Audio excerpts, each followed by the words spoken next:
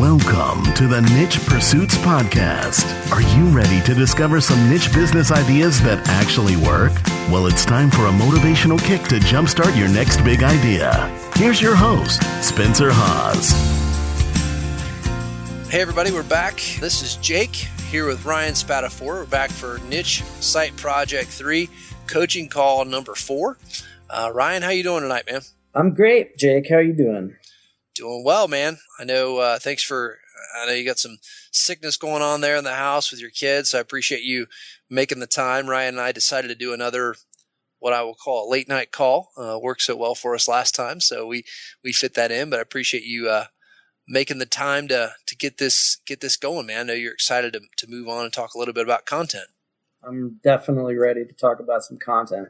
Cool. So when we left last time we talked a lot about keyword mindset, and we went into more in-depth keyword research. And I know we're, behind the scenes, you're mulling over the niche that you're going to ultimately go into, and we're not ready to publicly announce that. But just in general, how did the last week or so go? I know you spent some more time doing some keyword research. Talk a little bit about that and kind of how things are progressing for you. Yeah, I think things are going well. I'm, just gathering more and more keywords and kind of indexing them. And I'm starting to think a little bit about content when I'm seeing the keywords now. I know what the keywords are pointing at, right? What they're calling for. I think I've narrowed down the niche that I want to attack. So I think I'm getting to that point where I want to start building something out here. There you go. Yeah. Random question for you. Are you a Denver Broncos fan? I do root for the Broncos because I live here. I'm not from here originally. I don't have a football team. Oh man. But I'm excited for the Broncos. Okay. That they're I was excited that the Broncos beat the Steelers. That's why that was fresh in my mind. And I'm just going to cut myself off. We won't even go down this road. I'm a big Cincinnati Bengals fan. If anybody's listening, and you watch the NFL, you know what happened between the Bengals and the Steelers. And you want to talk about salt in an open wound. Yeah. So whenever your team gets knocked out, you always root for, sort of the hated team or the team that beat you to lose, or at least I do.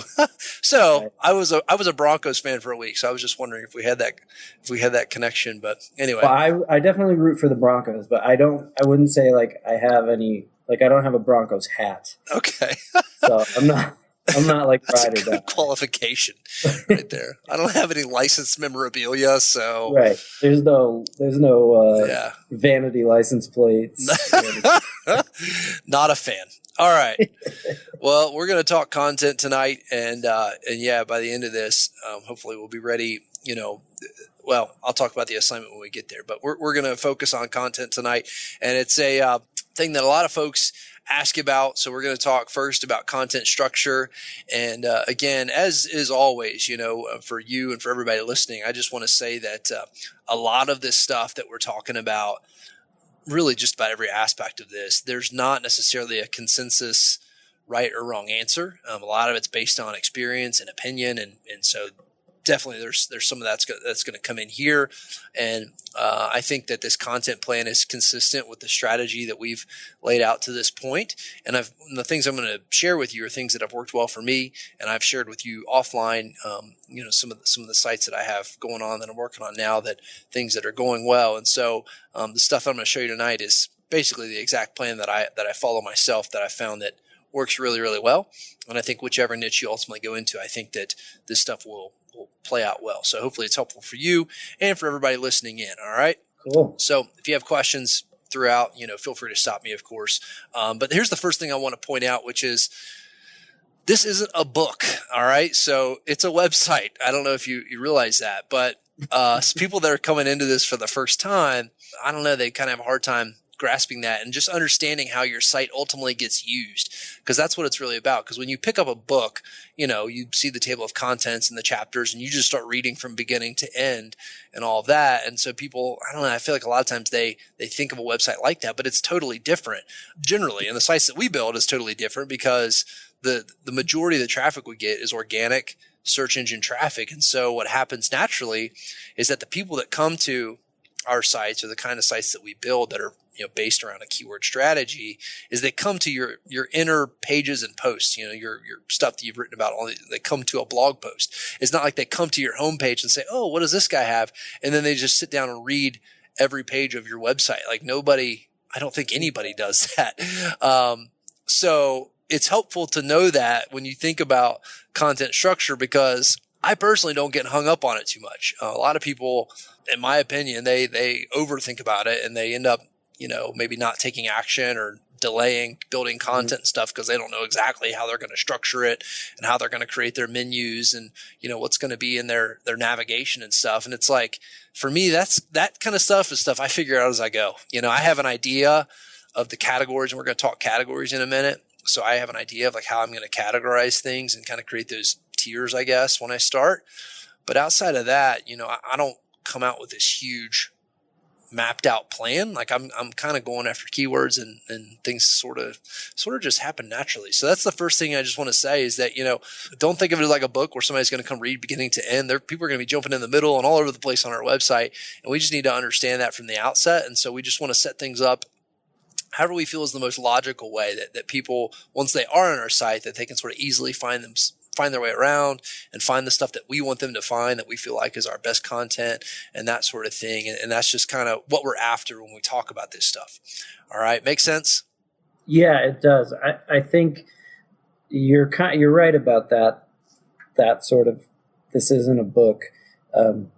Because when I've been thinking about the site, sometimes I feel like I fall into that a little bit where I'm like, well, if I talk about this, then that means I've got to talk about this. And if there are these articles on there, then I've got to cover the entire history of this and that. And I think you're right that it's just content. It's piece by piece content. Yeah. And it's, as I say, it's extremely rare and maybe not non-existent, like that somebody's just going to come through and sequentially read everything that you wrote on a particular topic. Like they just don't do it, and so there's no need to sweat it out or anything like that. So I talked a little bit about these last week, but I just want to sort of recap, some of the main content types that I see us doing and that I use a lot. And these are kind of broad categories. One is anchor content. And so I think of these as like long posts, really in-depth content that's usually about big keywords. So those might be more competitive keywords that we're not assuming that we're going to rank for quickly, sort of a long-term play. And I also threw like categories in there. So like, for instance, if we went into, doing a baseball site, something like this might be just the ultimate guide to hitting or something just kind of high level like that, that you're going to have, more in-depth, narrow, specific keyword stuff that's going to be other posts and stuff that are sort of inside that. But it makes sense a lot of times to have an anchor post, something that's like covers the whole topic, like super in depth, thousands of words, like the ultimate guide to whatever that might be. So we'll find space for those. And a lot of times those are things that you want to feature. And sometimes anchor content are, what I call buying guides. And I'll talk about that later, but that's basically just, like we talked about last week, like best baseball bags, like something like that might, in my mind, come to like anchor content where I just cover a super in-depth guide to buying a baseball bag. And you know what I mean? So anything that's sort of long form content, I think of it as like an anchor post or anchor content. Another is affiliate content, which is, made to sell. And so that what I just talked about is a bit of a gray area. These things can kind of work together. They're not necessarily mutually exclusive, as you can tell. But anything where you're, promoting a product, reviewing a product, comparing products, this brand versus that brand kind of stuff. And then social content, that's stuff where we'll look at stuff that's going to be, easily shareable and stuff we can promote to, other bloggers and people in our niche and things like that in the hopes of getting links and getting them to share it socially, things that people will like in that regard. And then low KC content. So this is stuff that's low competition keywords where, our goal is to get organic traffic, to draw clicks on ads, or to get, opt-ins through lead magnets and things like that. So sometimes those can be shorter posts. We don't need as much content for that sort of stuff because it's easier to rank for. And I'm going to talk about each one of these more in depth here in a moment. I just want to kind of set the groundwork for, again, just high level, the kind of posts and things that we're thinking about. The other thing is, again, we're talking about content structure here. So I like to use categories to logically break up the content. And so we'll think about that a little bit as we're creating content, but you know, you can kind of figure it out as you're creating stuff. I don't have this set in stone before I, you know, start putting pen to paper, so to speak. You know, I'll start creating content and then kind of see how it's going and think about what's the most logical way to do categories. But, you know, it's thinking about the user. So if it's about baseball, we might have a category for equipment. We might have a category for hitting, have a category for pitching, that sort of stuff. Like we might feel like that's the best way to do it. Or you could do a category of offense and a category of defense, you know? So like it's a little bit up in the air and open for interpretation. I think it's just, again, whatever you feel like is going to make the most sense for your audience to logically structure something. That's how I think about categories, because it's just something that should be useful for the visitor to the site, to where, you know, a lot of times in my navigation, I'll have just a category page in the navigation. So if you click on, for instance, if I had a baseball site and I had a bunch of different posts and stuff that were going to be about becoming a better hitter, and so I just pick a category for hitting. So everything in there, I just sort of check a box and say, this is in the hitting category. And then in my navigation, I might actually have sort of at the top of the site where you can click on hitting. And when you do that, it's very easy to set up in WordPress, where basically it just automatically shows them a page full of all the stuff that you've ever categorized as hitting. So they see it all in one spot, and that just kind of happens automatically. So if it's helpful to think of it that way, that's kind of where how we'll use categories. Is just the most logical way to organize your stuff for when people are on your site and they want to go look at a category and see everything that fits that category. That's how we're going to do it. All right. So, but how broad or how specific those are, you know, it's up to you. Like, I don't think it's that big of a deal, and I don't think that there's a right or a wrong per se. Make sense? Yeah, so yeah, far? absolutely. Okay, cool. And then content structure again on the homepage. So I might have touched on this last week, but you know, we talk about, you know, we're going to do a collection of keywords and all that, and that kind of plays into what I said about most of your traffic coming to your internal pages, because we're focused on keywords with each piece of content. But then on the homepage, we're not really worried about a keyword. So whatever our brand is and whatever niche we go into, we're not really worried about our homepage ranking for anything specific necessarily. But the homepage, usually we will have links to our best content. So a lot of times I'll structure it to where we'll probably talk this in a future call a little bit more in depth, but I like to, if possible, have like a lead magnet on the homepage, like something they can opt into. So a free download or something like that, but then also have links to anchor content or feature content. So like what I feel is like the most important stuff, or like the best stuff, or the stuff that I really want to push people to, you know, like I want to make sure they see this, almost like a billboard, you know, I have that stuff on my homepage. So it's like, you can't miss it. Like kind of like start here, you know, here's our best stuff. And so that's sort of what we use our homepage for, in addition to probably below that, show our most recent posts. So as we're building this stuff out, and that's what I say here on the last point on this page, is that most of our content is going to be a post and not a page. And that's, you know, sort of WordPress terminology. But the main difference is that a post just shows up as a blog post. And so when you have sort of what is technically a blog page, like I'm talking about, where you want to show your most recent posts, obviously only posts show up there, not pages. So pages would be something like a contact page or an about us page or about me page, that sort of thing. You know, a post would be pretty much everything else, you know. So you're going to have sort of that stuff that never changes: contact, about, privacy policy. Those are pages. Posts are pretty much all the other content you're doing. That's going to be posts. And so that way people, when they go to sort of the blog page, they can just see the most recent stuff you've published, and it kind of just goes in order there. Make sense? Yeah. Site structure. Any questions about that? Anything that comes to mind?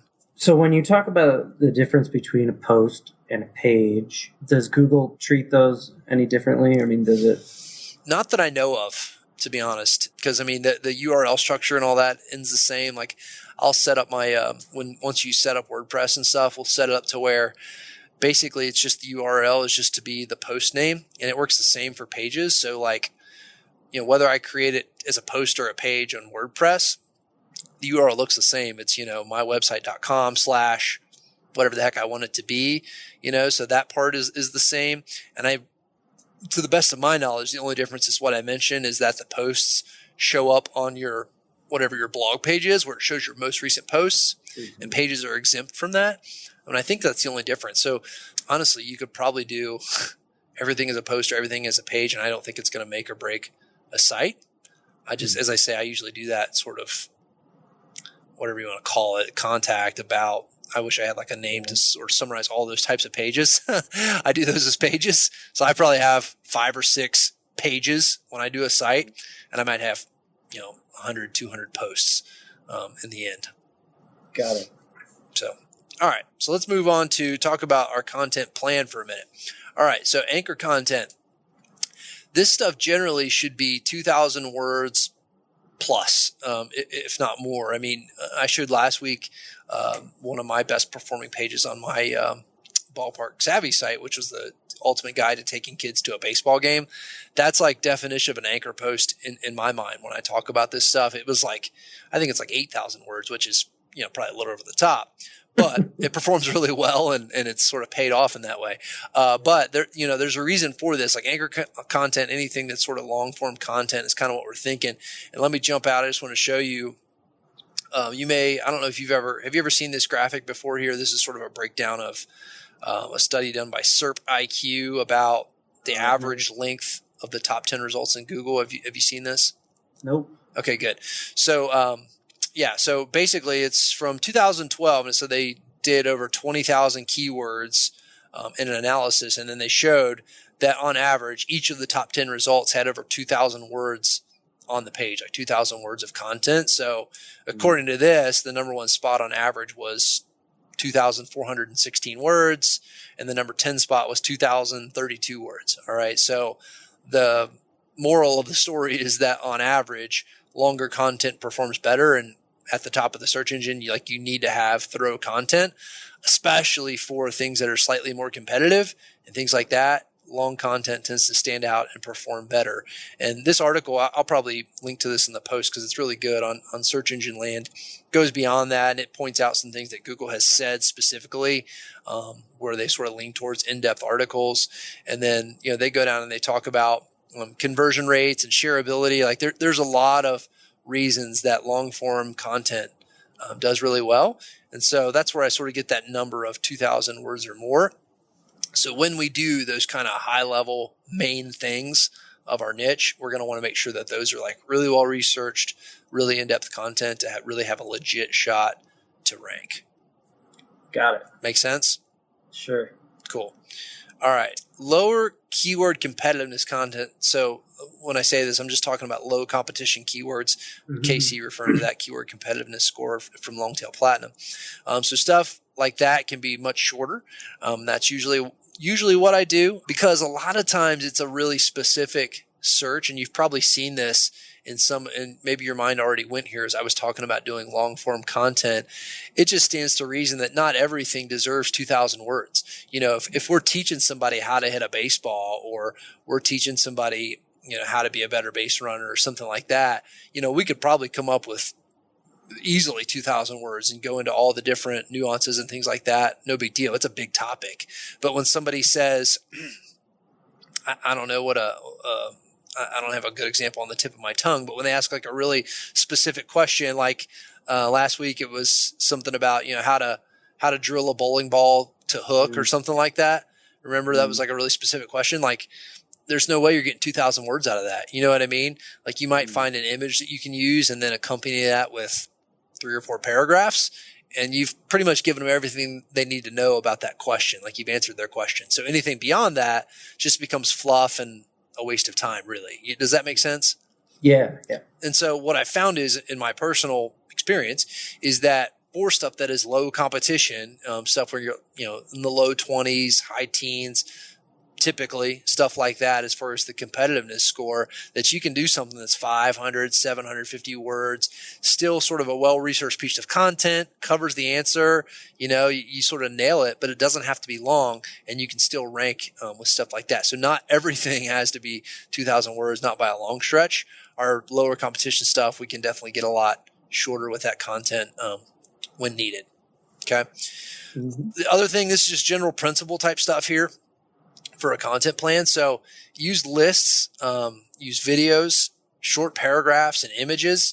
And basically I sum all that up to say be skim friendly. And there's a lot of, if you think about how you navigate down through a web page, you probably skim for headlines and you read this full paragraph and then you skim down and look for something else that catches your attention and you read that. And that's what a lot of folks do. And generally online, data will show you that people have shorter attention spans today than they did 3 or 4 years ago, and they're more impatient and things like that. And so we just want to make sure that we create something that's visually appealing, but when you look at it, it's not this big wall of content. So like when we create a 2,000 word guide to whatever it is, you don't go there and it just looks like you're about to read somebody's term paper on hitting a baseball or bowling a spare or something like that, right? You want it to have multimedia. You want it to have a lot of subheaders. You want it to have really short paragraphs. A lot of times, like just one sentence on a line sometimes. You might start with just a single line of, to kind of intrigue people. You want to get them reading. And so you want it to be very easy on the eyes, all right? And that's going to improve how long people are on the page and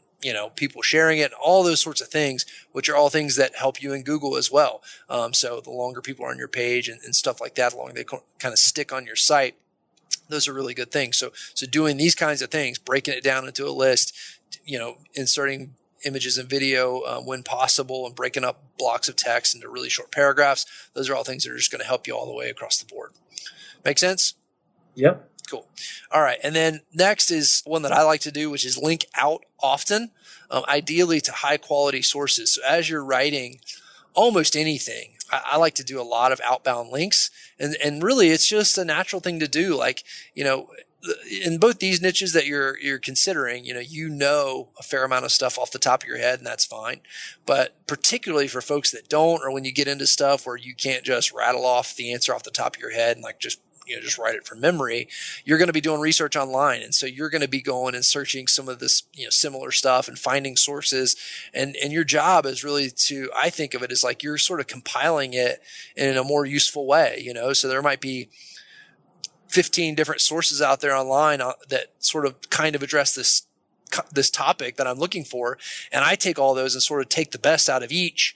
And I put together like the most helpful guide to whatever it is that you're wanting to know. And so when I do that, I always make sure, it's just obviously for, I guess legality or whatever, or morality, however you want to look at it, you should cite your source, so if you're referring to somebody else, we all know that from English class in high school and that thing. So you get something from somebody else, you cite it, whether it's a quote or paraphrasing, that sort of thing.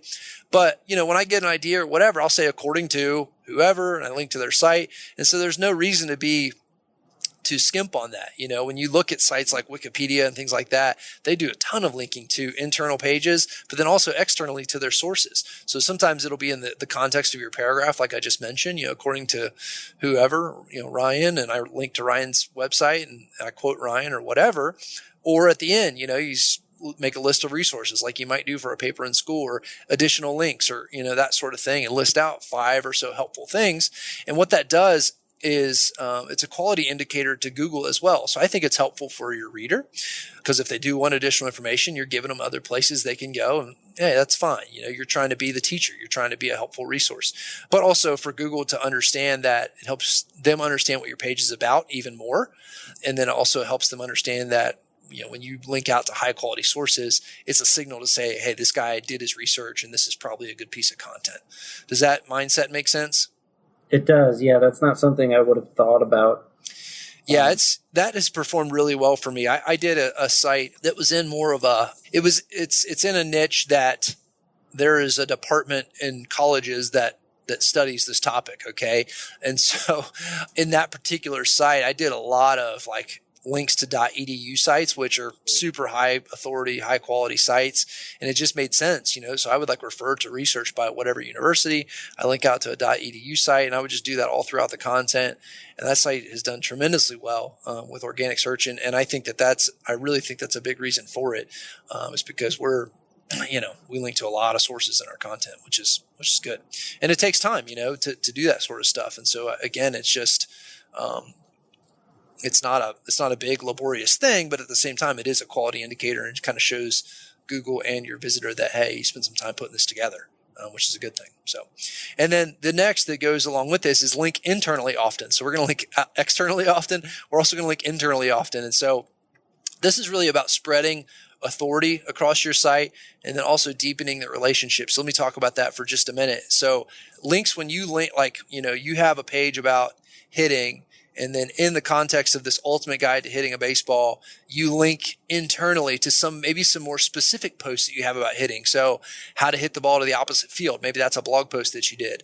And so in your ultimate guide to hitting, you touch on the subject, and then you say to read more, or to read, more in-depth information about hitting the ball the other way, click here. And that links to your own page about hitting to the opposite field. That's sort of an example of what I mean. You got with me there? Yeah. Okay. Mm-hmm. So doing that stuff liberally and often is a good way to deepen the relationship. So somebody who really is reading your ultimate guide to hitting, and that's kind of why they came here, like, oh yeah, that's really what I'm wanting to find out more about, is going the opposite way. They can click on that and they can get more in-depth information, and you've helped them. Now they're on their second page, which is good for Google because they've clicked through to, additional, they've gone deeper into your site, but you're also building trust and you're building a reader there, somebody that really likes your site. So that's the deepening the relationship part. Like, it just adds value and it makes sense. The other part is about spreading authority. So those links, I'm not the foremost expert in links and sort of how authority is passed, but I do know that internal links count. So like Google indexes those and they see links to your pages. And so we've seen success with, like if I write something for the Longtail Pro blog, a new piece of content, a lot of times I'll go back and look through stuff that I've written over the last year, and I'll try to find an old post that maybe I published 6 months ago that's closely related to it, or it's a similar topic. And I'll go edit that post and find a good place that I can put a new internal link in to my new post that I just published. So like, it's a way to get a backlink to my new stuff. And so it helps Google index it faster because I'm, going back to existing content, linking to my own stuff. But then it also sort of counts as far as, that's kind of a link, even though you did it for yourself. And so you don't have to worry about, doing anything crazy or fishy. It's just, I think it's the good thing about doing a lot of your content yourself early on and really knowing your topic is because I find this stuff comes to me naturally. Like when I'm writing a blog post about whatever, and I get to a certain topic or whatever, I can kind of remember like, oh yeah, this is sort of similar to something else I wrote. And when that's the case, I just figure out a way to sort of link to that other page. So I just try to have that loosely in my mind. I don't have a particular number that I'm shooting for X amount of internal links per post or anything like that. It's just, if I feel like it's a good spot for it, some of my past content will come to mind, like, oh yeah, I'm going to link to that. And so it's a good way to spread that authority, because what happens is you're going to have, that's the point of, at the beginning, we talked about different posts serve different functions and things like that. And so just naturally, some of the stuff that you're going to put out is going to attract more links. It's going to attract more social shares and things like that. And so that's a way that you can help control spreading that link juice out, as people like to call it. I'm not a big fan of that word, but it's a way you can sort of control that a little bit. So, when you have like a really popular post that tons of people have linked to and it does really, really well, in that post, you can internally link to 6 or 7 of your other posts on your site, and it sort of goes to the next level, but it kind of passes some of that link juice onto those. Does that make sense? You're kind of building a little chain there. So you're sort of spreading the love across your site. And so that's why generally internal linking is a good idea. So I do a lot of linking in my posts, internal and external. All right. And then keep things interesting by varying your types of content. This is where we're going to spend some time here talking about just some of my go-to content types and content ideas. And most of these, maybe I don't guess any of these I just totally made up. They're, at least at some point, I got the idea from somewhere, but some of them I'm going to show you the source of it because it was super helpful to me, and it'll be something for you and for folks watching to read and check out. So let me jump out of the post here, or my presentation. And the whole idea behind this is just, like I said, you don't want everything to just come and look like an essay on your site. It's boring to read. People aren't going to stay. People don't like that, and so you want to have a mix of content, and figure out a way to kind of keep things interesting, keep people off balance a little bit, and figure all that out. And so what I'm showing you here, this is on the Digital Marketer blog. And so if you go, I'll link to it in the page here, but if you go Google search the ultimate list of blog post ideas, I'm pretty sure this is the first thing that you find. But they have this huge infographic, and I realize this is kind of small case, and I'm going to point out some of these. But it's a great resource to get your mind going a little bit for some creative ideas of what you can do besides just going in and writing a text article. So let me, like I said, I'll link to that for you so you can check out the full thing, because I show you this to say that, first of all, a lot of the ideas I'm about to give you come directly from this, and I'm going to expound on them a little bit and give you my take and how I've used them. But this is digital marketer stuff that I'm about to share, a lot of this, and it's really good. I mean, this stuff, the most recent site that I've done, which I shared with you offline, that's doing really, really well right now. I mean, this is sort of what turned the page for us, was when we sort of discovered this content, because it opened up to us. We sort of realized, man, there's a lot of creative stuff we could be doing, and we can knock it out pretty quick. And it really kind of took us to the next level. So there's a lot of really good ideas here for everybody to check out. So let me jump back to my presentation, and I'm going to talk you through some of these. So doing good so far? Any questions to this point? No, this is great. Cool. All right. So our go-to content types, the first is just a how-to post. And this is one of the first ones on their list, and this is sort of a no-brainer. All right. There's nothing fancy here, but you find a lot of keywords that are how to, whatever. I mean, people started out like that. Like, so, they're looking how to do something. Okay. And so it's for those kind of specific searches that are almost always perfect for a how-to post. And a how-to post just simply, teaches someone how to do something specific. And so it can be just an article. And a lot of times these do end up being those shorter articles that I mentioned, because you'll typically, in my experience, you find a lot of low competition keywords that are how to do something very specific in your niche. And so when you do that, again, you don't have to write thousands of words. You can write 500 words and maybe find a video or something online that you could put with it, or maybe it's just text or whatever, and call it a day. So usually it's a low competition keyword, and you're just teaching them how to do something specific. Very, very simple. Nothing to it. All right. The next is a buying guide. And so this I've talked a little bit about, but think of it as a way to educate potential buyers. And so when we get keywords like last week, we talked about best baseball bags, things like that they're looking at an item, or, they're a buyer type keyword, we create a buying guide around that. And I think it's important to do that, because I think of it as educating the buyer. So I'm going to talk to them about possible pitfalls and the price ranges and the things you should be thinking about. And so it goes beyond just trying to show this person a product. And you've probably seen that, where people will just start dropping in reviews or trying to send them to Amazon. And eventually, that's what we're going to do too. But I like to surround it with, I really want you to understand the decision you're making. You know what I'm saying? Like, I want them to feel like they're an informed buyer, and I'm going to show you some of the top reviewed items on, for whatever category that we're talking about here. So those are intended to sell a product. They tend to be long, so maybe it turns into what I call an anchor post, where it's a couple thousand words or more, if we're trying to rank for something kind of competitive. So we have a really complete buyer's guide. The next is a YouTube cut up, and this is straight from the digital marketer folks. I've used this myself. It's really effective. I think it'll be effective in either niche that we do. It's a great way to knock out really helpful content in a short amount of time. And so what it is you base it off of a YouTube video.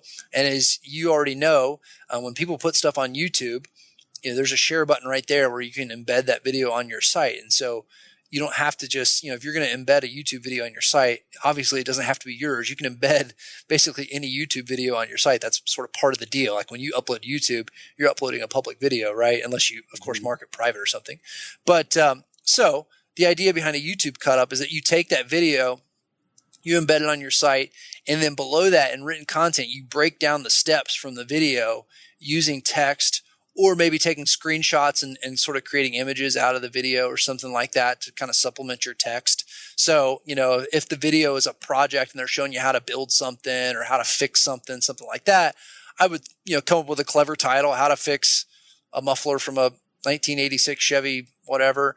And then I embed the video where they're showing how to do that. And then down below, I might write out a list of what you're going to need. And then I go and I put step one, and basically what I'm doing is you can do it quickly, because you're kind of writing what you learn from the video. You're not just transcribing what they say, but you're summarizing it for your reader. And so there's value in that, because now they have the video along with some helpful, kind of a helpful written guide that supplements it. And so that would be what I'd call a YouTube cut up. Does that make sense? Yeah.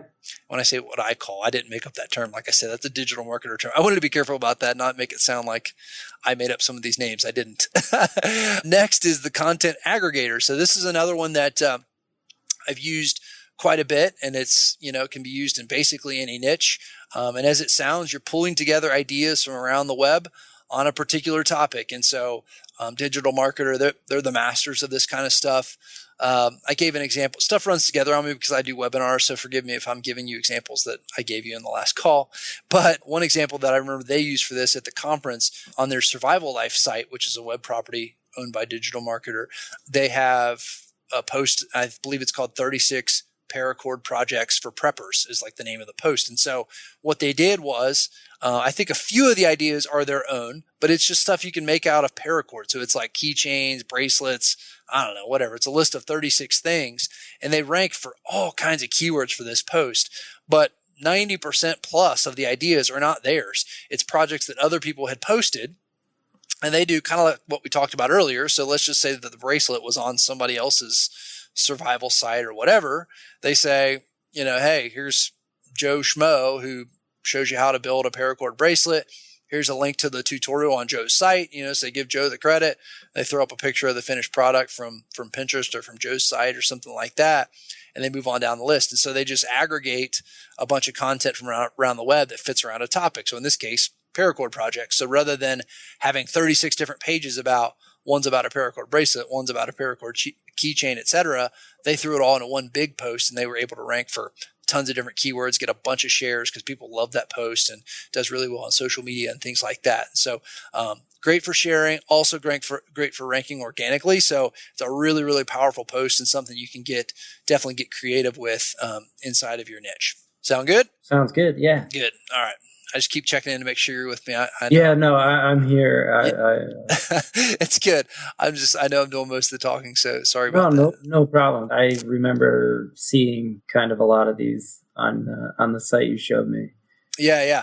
So, and you'll see a lot of the stuff when we go through it, at least for me, when I first saw this blog post, and we're actually members of Digital Marketer, what they call their lab, which is sort of a membership where they publish a lot of stuff. And it's really, really good for anybody that's out there listening that's interested. I would give it a big upvote if you're thinking about it. But yeah, I mean, once my eyes were open to some of this, I started thinking about, oh yeah, I guess I do see other people doing that, but I never really thought about it. Like I would be on whatever it is, BuzzFeed. I mean, BuzzFeed is like the king of the content aggregator, and they're, I don't even know what they're worth or whatever, but I'm sure they are making a boatload, and it's probably a huge whatever business. I mean, you see it everywhere on Facebook, and then they've got a bunch of, they're worth a boatload. Yeah. And they've got a bunch of competitors. Like this is the majority of what they do, or at least how they sort of made their name, 26 things only kids from the 80s are going to get. I mean, how often do you see that crap? It's everywhere. And do you think that they're not like, it's not like original stuff. I mean, they've got to where they do create some original content, but I think the bread and butter of what they do is content aggregation. They go find content around the web and they throw it together, and they think of like a clever way to package it like that, that people are going to want to share. Kids from the 80s, like, oh yeah, totally, and so whatever. It's not their stuff, it's just ideas they pulled together in a clever way.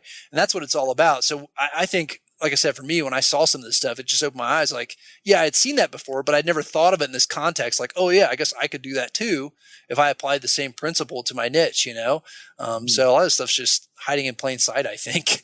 The next is embed reactor. And this is similar to the YouTube cut up. The difference is that, you might use it in a little bit different context because it's not necessarily a YouTube video. Another common example of something that is sort of meant to be embedded on other sites is infographics. And people love infographics, and there's, they're very shareable and all that. But there's sites like Visually and others where people go and they share their infographics publicly, kind of like the YouTube of infographics, if you will. And they've got a share button right on there where you can go embed it in your site and all that. And so, if you find one that's sort of relevant for your niche, again, thinking of a clever title and sort of making it a part of it. And what the embed reactor is all about is first you embed some content. So, video, infographic, maybe a slide share presentation, something like that. And then you react to it. So below it, you have sort of your response, and it's some written content. And again, it could be, what are my takeaways from this infographic? What I agree with, what I disagree with, whatever, you're adding some value. You're adding your thoughts. You're with your audience in mind. You just kind of react to it. And so again, it's quick to put out there. You're using sort of the visual part as somebody else created it, and you're embedding it and pulling it in. And so you sort of have a base, and then you just, add your thoughts, add something that's going to kind of add to and make that even better for your audience. And so really good stuff. really quick. And again, it's a nice change of pace. We talked about variety of content.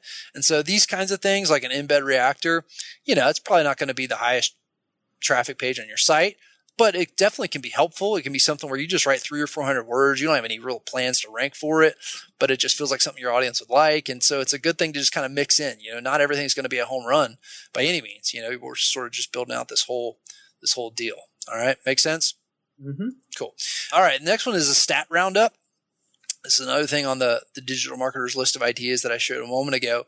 Nothing earth-shattering here, but again, can apply to a lot of different niches. And again, it's kind of like the content aggregator in a way. Only in this case, you're pulling together interesting stats, related to your topic. So whatever it could be, stats you didn't know about this, or stats that'll surprise you. And when you hear those sorts of titles, your mind is probably going to Facebook and other things where you see these get shared a lot too. And there's a reason for that. Like, people like them, they work. And so why not do them? So the concept is very, very simple. You go find stats that other people have done. You list the stat, you put a source. I mean, there's different ways you can arrange it, but it could be as simple as just a list of 1 through 10 or however many that we're going to do, and putting a nice, clever title on there and that sort of thing, and call it a day. So again, it's quick content to do. It's content that's useful. It's content that people like, and they like to share it. So it's sort of a win all the way around. A good thing to mix in and kind of help our variety factor as far as our content goes. Cool. Quick question. Yeah. So let's say you do a stat roundup and it gets shared a lot socially, mm-hmm. and people start linking to it. Yep. So now this links back to your page. Yeah. Is that good for every other page on your website, or does that boost your domain authority across the entire site? Will that help your other articles? Yes, it will in the long term. And more directly is like the stuff. That's why I mentioned internal linking before. Stuff that you're able to link to, and maybe you can, maybe you can't in that case, but you're going to have stuff in your navigation. You might have stuff in your sidebar there where you're linking to internal content and things like that. And so that stuff even more directly benefits. But yes, overall, getting quality links to that sort of thing will help your domain authority, which ultimately helps in the future the content that you put out. It helps it to rank quicker. It helps it to rank better, because it's kind of like the rising tide lifts all boats sort of thing. Absolutely. Yeah, it helps the site wide. All right. So next one, good question, by the way. Next one, I hate this name. I may have said this is a listicle. Yeah. It just sounds weird. List plus article equals listicle. If anybody's out there wondering why the heck people say that or whatever, that's all it is. So it's sort of a list that you kind of turn into an article. And again, this one is it's just a staple. It's very versatile. It's a nice way to break down long content. And so I've thrown out the term anchor post and things like that. A lot of times that'll turn into a listicle. When you think about, for instance, if you were going to write the ultimate guide to hitting a baseball or something like that, it might just be easier in your mind as far as a way to arrange it to turn that into a listicle. So, hey, let's break this down into 10 steps or something like that. And I'm going to list them out 1 through 10. And these are going to be like subheaders in the content, but it's not just a list. It's a list, and after each point. So point number 1, getting the proper stance or whatever, or staying balanced. And I'm going to write content about staying balanced, and I'm going to have, links to other resources and that sort of thing. I write it just like an article, short paragraphs, being skimmable, all that stuff we talked about. Point 2, whatever it is, keeping your hands back, that sort of thing. And then I do the same thing. And so you're writing sort of semi-thorough content about each point. And before you know it, you're quickly into 2,000, 3,000 word type articles, because you've got like this really big listicle. All right. So that's just one example, but I mean, it's a great way to, like I said, to just sort of mentally break down a topic, make a list out of it. And then inside that list, just go in depth on each point. And before you know it, you've got like a really good guide to whatever that topic is. So it's a really good one to sort of have in your back pocket. You could call it an article list if you want to. I like that. I'm going to change it. You could change the whole internet. Yeah. Wow. Start it right now. It's official. If anybody's listening, there's now an Arctic list. Yeah, I'm going to do that and just like say it, in like a tone, like everybody should know what I'm talking about. Like you're an idiot if you've never heard of that. Oh, you can do an Arctic list. Wait, what? Right. Arctic list, you know what that is, right? All right. So the next one is a quote post. Very simple, just like it sounds, kind of like the stat roundup. You gather quotes on a particular topic and you throw them all together into one big article. You don't even necessarily have to like reach out and ask somebody for their quote. Like I'm talking about going and finding quotes that are readily available. Like you go look for somebody's thoughts on a particular topic, if it's bowling, you go look for stuff from professional bowlers and things like that. And what the best bowlers in the world say about bowling a perfect game, or I'm not a bowler. It comes through, if it's baseball, what the best hitters in the world say about hitting with 2 strikes. You know what I'm saying? And you go look for Tony Gwynn's approach and Wade Boggs and whatever, that sort of thing. And you're looking for just quotes or things they've said over the years about that topic. Maybe that's not it, but hopefully that's illustrating the point. And then you have something that's really valuable, because then you put it together, say, hey, here's the best hitters in the world. Here's what they said about hitting for power, that sort of thing. And it's kind of cool. You're like, oh yeah, I'd like to read that. But again, you didn't do anything original except probably the introduction and the conclusion. Inside of that, you're just pulling together quotes from around the web, and you've thought of a creative way to package those where it's going to have some value. And it's, again, one of those things that people like to share. Also interesting for the audience, also gives you some variety in what you're doing, which is sort of a common theme here. And then I think this is the last one that I've got on my presentation. And this is a crowdsourced post. So there's some similarities here to some of these, but just different in how you approach it. Basically, this is just asking influencers or experts their opinion on a question, and again, pulling it all together. So the quote posts, typically you're going and finding quotes that exist, or maybe they're, common quotes or inspirational quotes, things like that. This is where you're using email to, like, you've thought of a topic where you want to pull together sort of thought leaders in your space and ask them something and see what they think. And you're emailing them and trying to get their input on it and say, hey, I'm putting this together, really like to know. And you ask them a question. And then you come back on your blog and say, we asked the 32 foremost whatevers, what would you do in this situation? And here's what they said. And by just getting their responses back, you've got 80% of your article written for you, right? Because they wrote the response and you're just going to quote them in the article. So you kind of, you take it all and put it together and that sort of thing. But that is the crowdsourced post, something that everybody else, basically they give you their thoughts, their opinion, you package it together. And so again, really powerful, really shareable. That one is also good because you are making connections and you can get creative with all this stuff and really, get your mind rolling a little bit about how you could use these. But I think you can find use for these in just about any niche. But it's a good one because once you're done, you can then email those same people and say, hey, just a heads up, man, publish the post today. Thanks again for giving me your input. And a lot of times they'll link to it or they'll share it on their Twitter or Facebook, something like that. And if it's an influential person, it can bring traffic and a lot of new eyeballs to your site. And so it's a big time win-win there. You're getting great content that's unique. You got some influencers' response to your question. Great for your audience.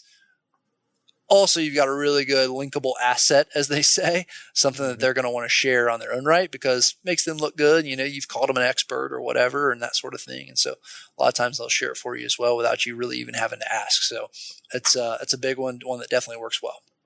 Cool. That's a good idea. Sound good? Yeah. All right. Come back to the presentation in just a minute. I had pulled up examples of a few of these. And I just wanted to show you from just kind of random sites. Some I had thought of, some I just sort of found, but I thought it would be helpful. I don't have one for every single thing we just talked about, but I just wanted to show you some real world examples. And again, I'm not affiliated with any of these sites or anything like that, just to kind of be clear. This is on popsugar.com in their beauty section. Maybe this is just a beauty site. I don't even know, but this is kind of an example of an embed reactor. Okay. Mm-hmm. Or it could be, it's similar to the YouTube cut up as well. So this is DIY, the hottest nail trend on the internet, the glass manicure, which I'm sure you're well versed in. But what they do is, and this may be their video, maybe not, but again, it doesn't matter if it's on YouTube, you can embed it on your site. So they have a video at the top that shows what the heck they're talking about. And then down below, they talk about it. Shattered glass manicures are all over all this stuff. They quote a couple people about what a great trend it is. Give you a little bit of advice, if you're going to do it, make sure you do this, you don't do that. And then down at the bottom, they list out the products used. And these might even be affiliate links. But, everything that was just used in the video, they make a little list of it for you to have it right there. It's very simple. Again, in our case, we would take somebody else's video on a topic of interest for us. We give it a good title, put their video in, and then we do the written content part. That part's original. That's us giving our reaction or us kind of adding on to what they taught in the video. Here's a little bit more. Here's a way to sort of make it more interesting, more helpful. Make sense? Yeah. Cool. So that's just one example there. Here's an example. This is the sweethome.com, which these guys, I believe, have a few different sites, like the Wire Cutter. I think they're all the same guys, but they're like, to call them like an affiliate site would be an injustice, because I mean, they're just monster like authority sites in their space, and they do all kinds of products, but their product reviews, they're what I would call buying guides, are just amazing. And I think this is helpful to show, because this is what I have in mind. This is the kind of stuff that sets you apart, Ryan, from, we talked like in our very first call about the typical niche site and the typical site that you can just tell right when you're there that they're just there to push you a product and trying to get you to go buy something on Amazon or whatever. And it just feels, I don't know, less than quality, and you're obviously your like antennas are up. Like this seems like an odd site. This site isn't like that at all. But ultimately, that's a lot of what they do, is they send you to Amazon and other places and make money as an affiliate, and make a whole lot of money doing that, because they write amazing buying guides. So this is the best bike pump floor standing model. They last updated it last week, whatever. And a lot of times when you scroll down this stuff, and I'll just scroll down it quickly, throughout it, they intermingle like their top picks, but they have, good images of the stuff they're talking about. And I mean, they cover every possible thing you can think of, flaws, but not deal breakers, a stylish runner up. So, I mean, you go down and they've sort of got it. You can kind of see, short paragraphs, the budget pick, the competition. They talk, I mean, it just goes on and on and on and on. So obviously this is long content, and they get a lot of comments about it. But, if you're in the market for a floor standing bike pump, this is like exactly what you want. You know what I'm saying? Like, they've done all the research for you and put it right here. Like, this is going to save me hours of my time. Like, I can spend 15, 20 minutes reading this, and like, I'm going to feel like, wow, I really feel confident that I'm making a good decision right now. So that's what we want to think about when we do our sort of affiliate stuff, which is going to play a part of what we do. We want it to be about educating the buyer. We're not thinking sell first. It's about creating a buying guide. So this is a good one, great example. If anybody's out there, check out the sweethome.com. Like I said, I think the other one's called the Wire Cutter. I mean, they do amazing buying guides. That's the kind of stuff we should be shooting for, not crappy niche site stuff. Agreed? Agreed. Cool. All right. Let me buzz through here. All right. This one is Search Engine Journal, 25 amazing facts about Facebook. And this is basically a stat roundup. So they do a little bit of a longer introduction where they have some stats in there already. But then they do facts, which a lot of times are basically just stats, how much Mark Zuckerberg spent, their NASDAQ thing, all this stuff. And it's just, as you can see, a list of 1 through 25, total monthly users, increase in users, all of these just kind of facts and stats sort of thing. And, that's pretty much it. 352 shares, almost 48,000 reads, which obviously it's a big site and all that. But it just kind of illustrates the point that, hey, there's not a whole lot of original content on this. You can put this together in a pretty short amount of time, and people still want to see it, and people like this kind of content. That's crazy. Yeah. Here's one. This is on entrepreneur.com. It's a great example of a quote post. So 10 inspirational quotes from women business leaders. And again, this stuff is just applicable in so many niches, man. Look at this, has got almost 50,000 shares written this past June. And here's what it is. So Sarah Blakely, somebody, the CEO of Facebook, Lori Greiner, who I know of Shark Tank fame. I don't know personally. I just know because I watched Shark Tank. So that like me and Lori are good friends. Lori Greiner, good friend of mine. She's on here. So I'm very proud of Lori, how far she's come since we've worked together. But you can see all they did. I mean, they pulled in a headshot probably from the person's website or something like that, which is cool. Adds a little bit of a visual element to it. Mm-hmm. Give a little image credit down here, which is important. But then they, pull in a good quote from Lori Greiner, and then they have like a paragraph describing who Lori Greiner is, the queen of QVC, and et cetera, et cetera. And they go down, they have 10 of these, and it has 50,000 shares. And, this is a big brand, but this model is not hard to replicate. And you could imagine how you could use this in a lot of different ways. And again, it's great to mix stuff like this into your posts. And it breaks up the monotony of just having a bunch of articles, just kind of like typical written content. I mean, this stuff's cool. And this is also stuff where absolutely, even though, you're going to have some big influencers and stuff like that, when I do things like this and content aggregators, personally, I kind of intentionally try to mix in like really big time people and like middle tier to small timey people that I feel like I actually have a chance of connecting with, because what happens is, like, think about whatever, you're in the print business, right? So let's say that somebody put together a thing tomorrow on whatever website, and it was like the greatest tips for your printing business ever from the foremost experts. And the top 3 are like the Michael Jordan of printing, right? And number 4 is Ryan Spadafora, and they got a quote from you, or they got, some tip that you gave. And then they come back to you like, hey man, put together this post of, some of my favorite guys in the printing industry. I just wanted you to know that you're in it.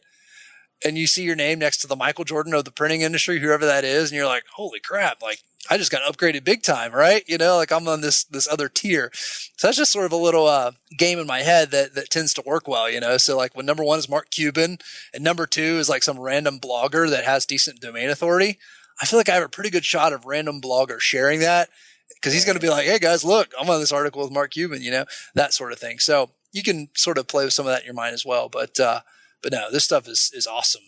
It's a dual-edged sword kind of thing. Here's the final example I'm going to show you. This one is sort of famous in our space, like internet marketing, the most creative link building post ever. So if you search creative link building or whatever, this is always right there. It has been for years. And this is the content aggregator, man. John Cooper is the guy behind Point Blank SEO, and they have a course and all that. But in this post is just other internet marketers, and he'll say who they are, what company they're from, and has a link to it. And he just essentially posed to them this question: hey, what's your most creative link building tactic that you would share? And just got, killer responses. So it turned into just this monstrous post, and it does really well for him. It's kind of the one that kind of put their site on the map, I think, in a lot of ways. At least from what I've heard, it was one of the early posts that sort of did really, really well. And Point Blank is a pretty big site and all that. So, but it's just an example again of, 90+% of the stuff that we're looking at. Yeah. John Cooper didn't write this stuff, but he reached out to these people and was like, hey, what are your thoughts? And like, oh yeah. And the people that know the topic really well, a lot of times they're happy to share. Not everybody's going to respond and give you a great response, but some will. And so it's a math thing. You do enough of that, and you're like, oh yeah, now I've got this really good piece of content. It's something that John could have never come up with by himself, because it's other people's insight, and you're just pulling it together. So getting that mindset shift a little bit on some of your content, I think, is helpful. Just knowing that this type of stuff you have at your disposal when we dive into the next step, which is taking these keywords that you're finding and putting some content to go with them. All right. So a lot of these tools and even more are at your disposal. Any questions at this point? No, this is good stuff. Okay, good. All right. Let me jump back to presentation real quick, and we're to the point of wrapping up here. Okay. So, our content builder. All right. So this is, we're not going to really show this on the call. And I've told you this privately, but just to say as well that we're going to be using the Thrive content builder and Thrive themes, sort of the whole package, Thrive leads and all that. Ryan has access to that. So I want to say thanks to the folks at Thrive who provided that for our niche site project. Really, really cool. I'm a paid customer of Thrive, so I'll just go ahead and tell you I'm biased. I really like it. I've sort of fallen in love with it over this past year, but their content builder is excellent. It uses a drag and drop interface in WordPress. I had used other drag and drop type plugins for WordPress that didn't work well at all. And this one I was super impressed with.